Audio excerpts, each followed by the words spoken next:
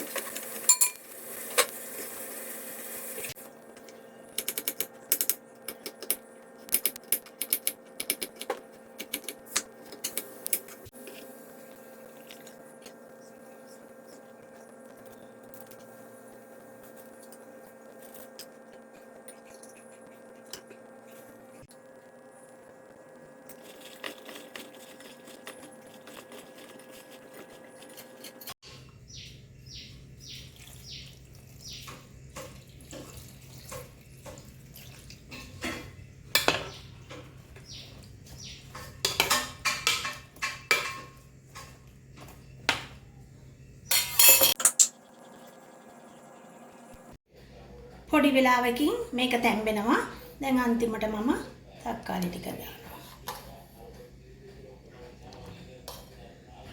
තක්කාලි ටික දාන්න. තක්කාලි කියන්නේ පළතුරක්. ඒක එළවලුවක් නෙමෙයි පළතුරක්. දැන් ඉතින් අන්තිමට තමයි දාලා මේ තක්කාලි කියන එක නිකන් කන්න පුළුවන්. ඒක නිසා අන්තිමට දානවා.